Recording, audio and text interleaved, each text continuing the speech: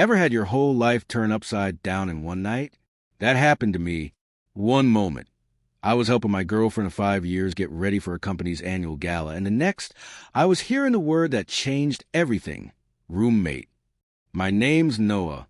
I'm 38, a marketing director at a mid-sized firm. My now ex-girlfriend Vanessa, 36, works in pharmaceutical sales. We met at a charity golf event, hit it off quickly, and moved in together about a year later. We had a future mapped out, talked marriage, even had names picked out for kids. The real deal, or so I thought. Things started to change about 6 months ago. Vanessa got promoted, regional director of sales. It was a big deal, came with a nice raise, and her schedule exploded with travel, meetings, and pressure. I supported her completely. Picked up more chores, rearranged my life around hers, even helped with her work when deadlines got tight. I thought I was being a good partner, but that's when I started noticing the shift. She became more distant. Our pictures vanished from her social media. She dressed differently, sleek suits, bold makeup, stuff I'd never seen before. When I complimented her, she'd say it was how professionals dressed, like I wouldn't get it, even though I'm a director myself. She stopped mentioning me to her coworkers and avoided introducing me to anyone from her job. Then came the gala. It was advertised as a black tie event, partners welcome, but Vanessa told me it was employees only. I believed her until I overheard her talking on the phone about what her colleagues' husbands were planning to wear. I called her out, and she brushed it off, saying she just didn't want to bore me. After some back and forth, she agreed to let me come.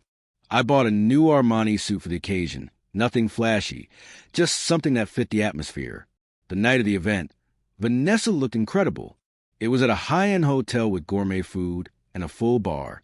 I tried to enjoy myself while she mingled, but then her VP came over, stuck out his hand, and said, "So you're the roommate Vanessa told us about." I waited for her to laugh, to correct him, to say, "Actually, this is my boyfriend, Noah."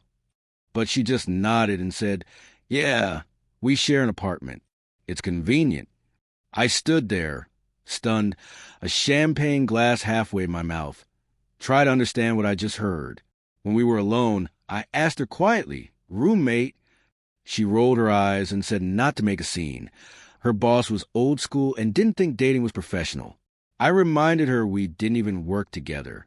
She snapped that I didn't understand corporate politics. For the next 2 hours, I was a roommate or just Noah over and over, and each time I felt a little smaller. Back at home, I tried to stay calm and talk. 5 years together, and I'm your roommate now? She sighed and acted like I was being unreasonable, said her relationship status wasn't relevant to her career. I pointed out she brought me to a partner's event. She poured a glass of wine, didn't offer me one, and said I should be grateful she kept me around. I thought I'd misheard, but she went on, said she was on track for senior leadership, that her career was taking off while I was just comfortable, a big fish in a puddle. She said most women in her position, according to her, would have upgraded by now. That hit hard. Everything we'd shared, everything I'd done to support her, was suddenly charity in her eyes. I had two choices. I could argue and beg for her to see my worth, or I could agree. So I agreed. "You're right," I told her. "I haven't appreciated your success like I should. I'm sorry." She looked surprised, then smug. She nodded and said she was glad I understood. We went to bed without another word, the silence between us colder than ever. She left early for a breakfast meeting the next morning. Still wearing the diamond earrings I gave her on our 4th anniversary. As soon as she was out the door, I began executing the plan I'd stayed up all night thinking through. First, I documented everything. Took photos of everything in the apartment I bought, gathered the lease agreement, both our names, but I paid a deposit. Pulled bank records showing I covered most of the bills, about 70%, and took screenshots of all my transfers to our shared account. Next, I made calls. One to my bank to start untangling our joint finances. Another to my lawyer to go over our shared investments in real estate, a vacation cabin upstate, some mutual assets. The third call was to my boss. I'd been offered a job in Chicago 6 months ago. Huge firm, triple the salary. I turned it down because Vanessa's career was based here. I called to ask if the position was still open. Then I packed. Took only what was clearly mine, clothes, heirlooms, my home office setup. Left anything we bought together or that I gifted to her. I'd already booked movers the night before. While she slept, they arrived just after 1 o'clock in the afternoon. By 3 o'clock, half the apartment was gone, my half. Furniture, tech, artwork. Even the fridge and washer-dryer I bought were loaded onto the truck. What remained looked like a smile with missing teeth. I left the bed, let her keep that, and the kitchen table she'd picked out, her clothes, the decor she chose. I wrote a note and left it on the counter. Good luck paying rent, roommate. I'd paid my share through the end of the month. But here's the twist. I didn't just move out, I moved on with a plan. The financial call? That wasn't just about closing accounts. I initiated a full audit. Every shared cost, every trip, every gift. The legal one already set the wheels in motion to separate our property and shared investments. And the career one? I'm flying to Chicago next week for final interviews. Seems the opportunity's still on the table. Sometimes, the best way to reclaim your dignity is not with argument, but with silence, a plan, and the sound of a door closing behind you. Want to hear what happened when she came home and found the apartment half empty? Stick around. That story is coming next. Ever been someone's secret when you were supposed to be their partner?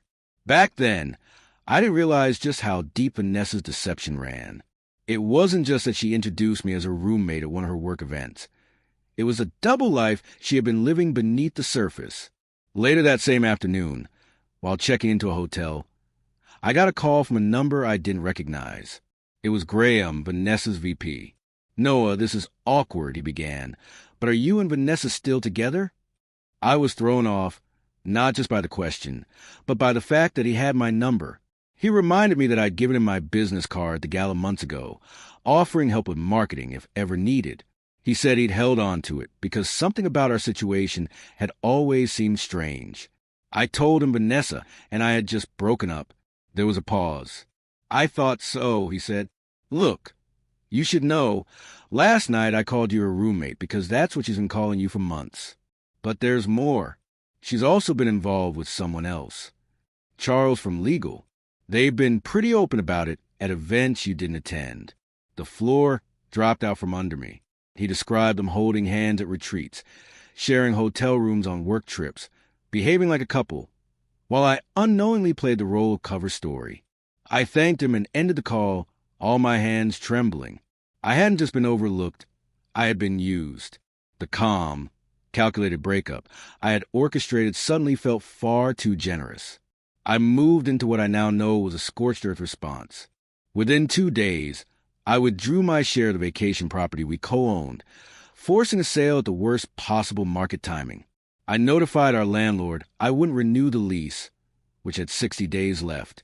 I paid my share through the end, but made it clear I wouldn't be involved moving forward. I told HR at the company I just resigned from that I was relocating for personal reasons. I mentioned that a significant other's entanglement with someone at their workplace had made it hard for me to stay. I didn't name names, but left enough of the picture to form. I made a single social media post about my exciting career move to Chicago and tagged several mutual friends, knowing it would reach Vanessa. I also called my cousin, who happened to work in another department of her company, and shared what had happened. Gossip travels fast in corporate circles. The fallout started almost immediately. Vanessa called, texted, left dozens of voicemails. "Are you really moving out over one comment? Why is Simone from accounting asking me about Charles?" I didn't respond. And then came the message that told me I'd hit the nerve. "They're investigating me and Charles. What did you do?" I still said nothing. By day 3, her messages shifted from frantic to apologetic. "Please, Noah, I'm sorry. That was a horrible thing to say. You weren't just a roommate. Please call me." I never replied.